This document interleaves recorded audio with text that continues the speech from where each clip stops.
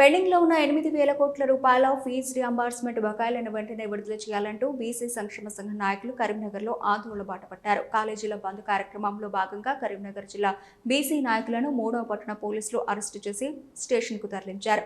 ఈ సందర్భంగా బీసీ సంక్షేమ సంఘ నాయకులు మాట్లాడుతూ కాంగ్రెస్ ప్రభుత్వం స్కాలర్షిప్లు ఫీజు రియంబర్స్మెంట్ బకాయిలు చెల్లించకుండా విద్యార్థులను ఇబ్బందులకు గురి చేస్తుందంటూ ఆగ్రహం వ్యక్తం చేశారు. 8,000 కోట్ల రూపాయల బకాయిలు విడుదల చేయకుండా పెండింగ్లో పెట్టి విద్యార్థుల జీవితాలతో చెలగాటమాడుతుందని ఆవేదన వ్యక్తం చేశారు. కాంగ్రెస్ ప్రభుత్వం ఫీజు రియంబర్స్మెంట్ వెంటనే విడుదల చేయాలని, లేని పక్షుల మంత్రులను ఎమ్మెల్యేలను అడుగడుగునా అడ్డుకుంటామని హెచ్చరించారు.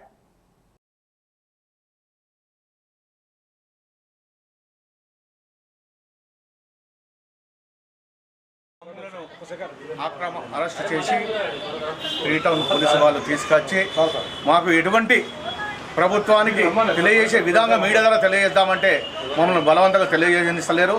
మేము మా కోసం రాలేదు, మా కోసం చేస్తలేము. భవిష్యత్తు కోసం పిల్లగాళ్ళ భవిష్యత్తు కోసము స్కాలర్షిప్ ఫీజు రియంబర్స్మెంట్ వెంటనే విడుదల చేయాలని చెప్పి ప్రతి కాలేజీకి పోయి మేము చెప్పుకుంటూ రావడమే జరుగుతుంది. బంద్ చేయండి స్వచ్ఛందంగా అని చెప్తే వాళ్ళే స్వచ్ఛందంగా కాలేజీ వాళ్ళు బంద్ చేస్తున్నారు.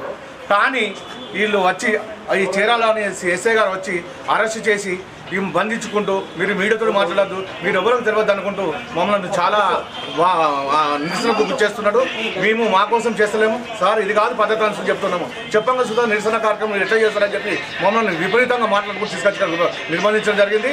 ఇది మాత్రం కరెక్ట్ కాదు సార్. మేము సీఏ గారితో మాట్లాడడం జరిగింది. ఎవరైనా మా స్వేచ్ఛ మాకు, మీ స్వేచ్ఛ మీకు. ఫీజు రియంబర్స్మెంట్ ప్రభుత్వం స్కాలర్షిప్ వెంటనే విడుదల చేయాలని చెప్పి మేము ప్రతి కాలేజీకి పోయి వాళ్ళకి చెప్తున్నాం సార్.